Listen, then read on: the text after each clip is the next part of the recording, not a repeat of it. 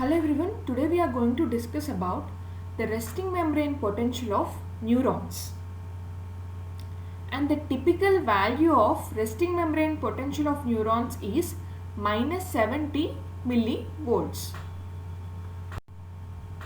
Now coming to the definition, the basic definition of resting membrane potential.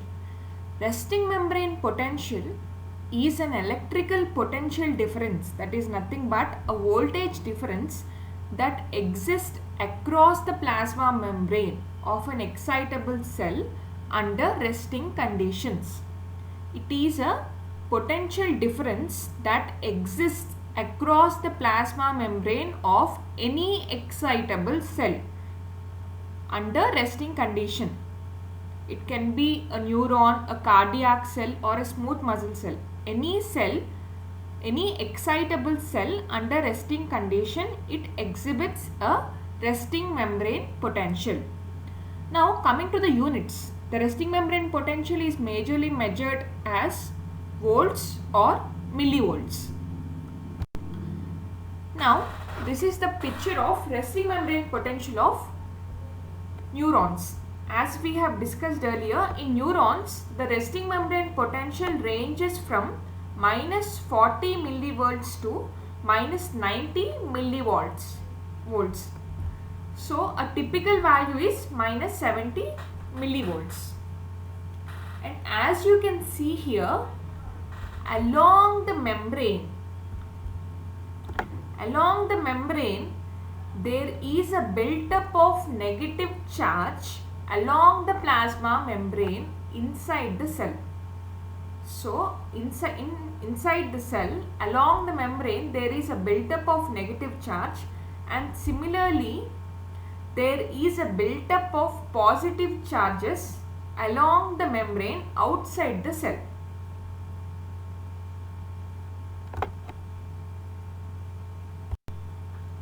Now coming to the factors which contribute to the resting membrane potential of neurons. In this session we will be typically discussing about neurons.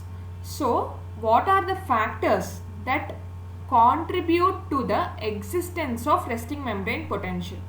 There are majorly three factors. The first one is unequal distribution of ions in the extracellular fluid and cytosol. Unequal distribution of ions in the extracellular fluid and cytosol. And the second one is inability of most of the anions to leave the cell. The inability of most of the anions to leave the cell. And the third one is electrogenic nature of sodium potassium ATPase pump. So these are the three factors which we will discuss in detail in this session. Now first coming to unequal distribution of ions in the extracellular fluid and cytosol. So when it comes to the distribution of ions, as we have discussed, there is an unequal distribution of ions both in ECF and cytosol. When it comes to specific ions, extracellular fluid is rich in sodium ions and chloride ions. This is important point. Extracellular fluid is rich in sodium and chloride ions. But when it comes to cytosol, it is rich in phosphates and potassium ions. In addition to that, amino acids also contribute as anions. Phosphates, amino acids and potassium ions. These are the ions which is cytosol made up of. Now, this is the overall picture of the ion channels and the pump which contribute to the resting membrane potential of a neuron. So majorly sodium ion leak channel, potassium ion leak channel and the sodium potassium ATPase pump. All these three are involved in maintaining the resting membrane potential, and how they are going to contribute we will discuss in the further session. One more important point is The sodium ion leak channels are less in number when compared to potassium ion leak channels. This is also an important point. The sodium ion leak channels are less in number when compared to potassium ion leak channels. And as we have discussed earlier, the basic picture is these two leak channels and this pump, they contribute to the resting membrane potential.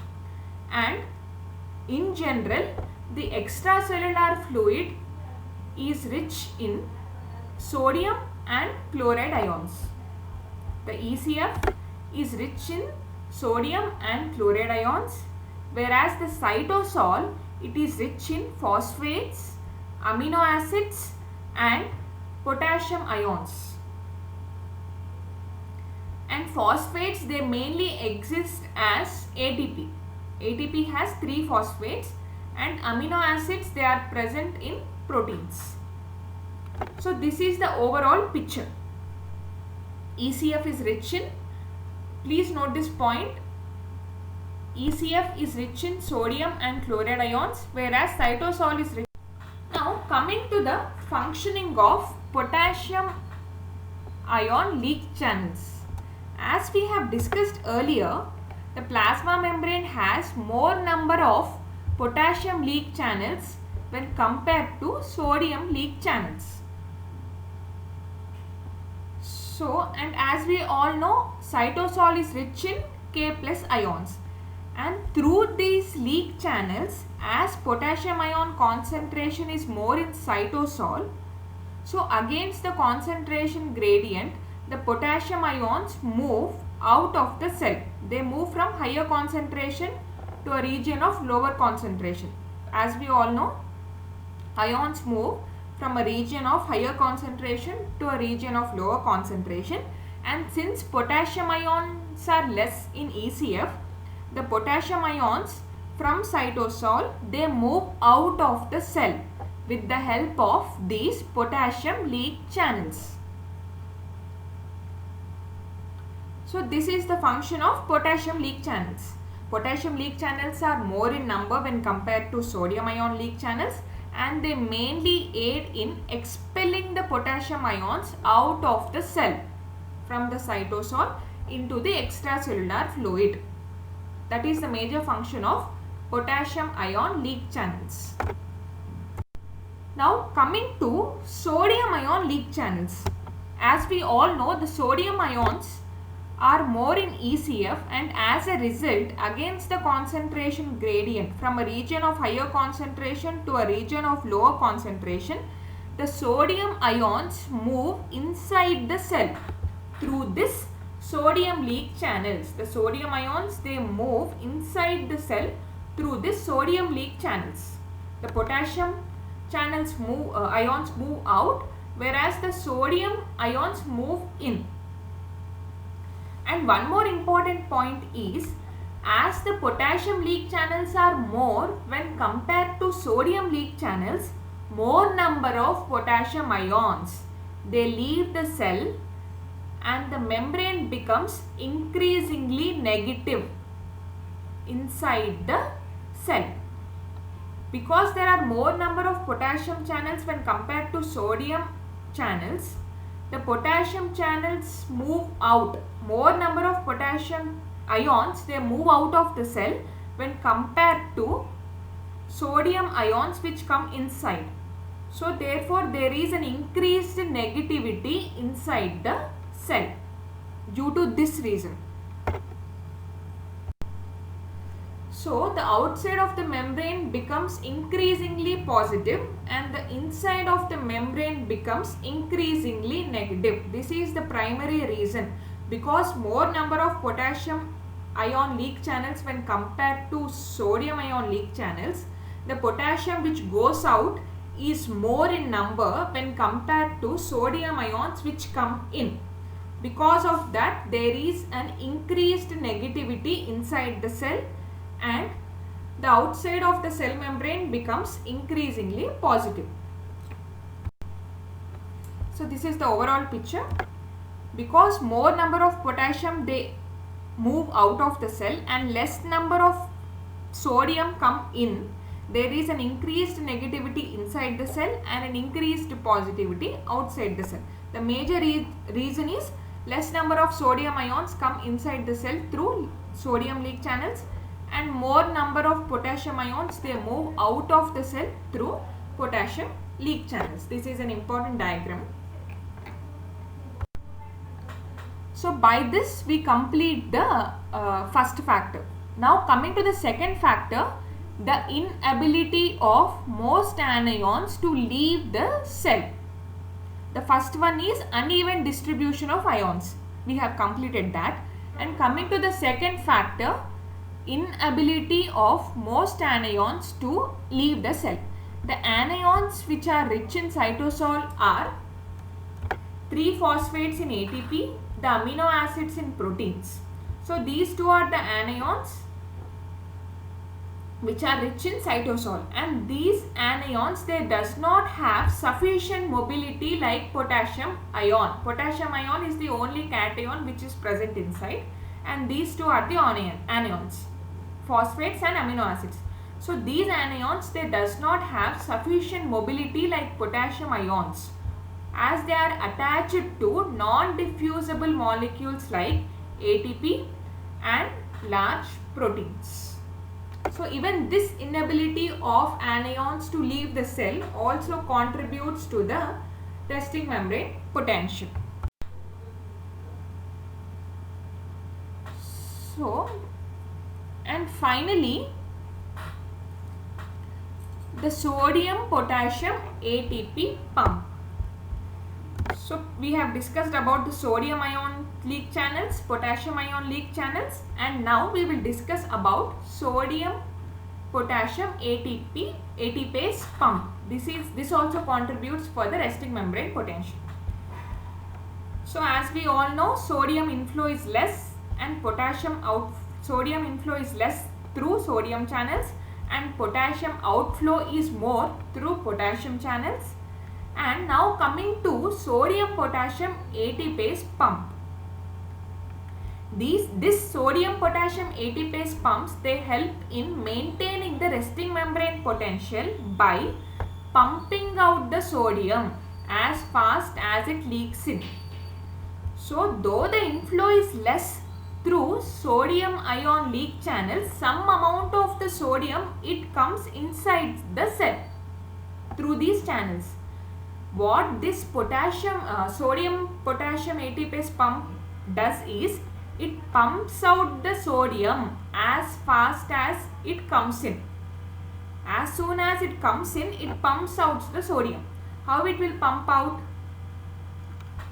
Because it pumps out 3 sodium ions and it takes in 2 potassium ions. The sodium potassium ATPase it pumps out 3 sodium ions and it takes in 2 potassium ions. So because they remove more number of positive charges from the cell than they bring in, this sodium potassium ATPase pump is also called as electrogenic. Electrogenic is nothing but it is contributing to the negativity of the resting membrane potential.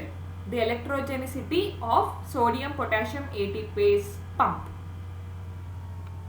is nothing but the contribution of this pump to maintaining the negativity of the resting membrane potential. So this point is also important. They expel 3 sodium ions out of the cell and they take in 2 potassium ions. Now let us discuss the function or the overall mechanism. As we have discussed, 3 sodium ions in the cytosol they bind to pump protein, and binding of the sodium triggers the hydrolysis of ATP to ADP, and hence the name ATPase is given to this pump because it aids in the hydrolysis of ATP.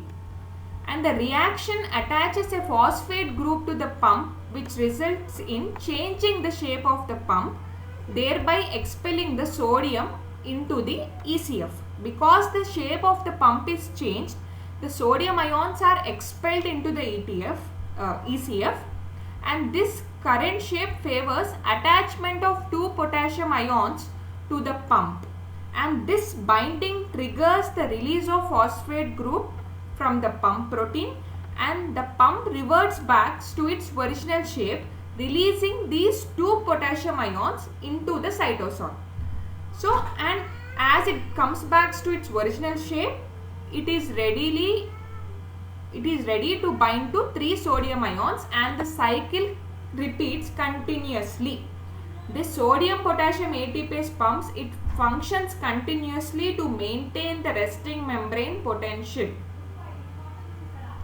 By this we complete the resting membrane potential. Thank you.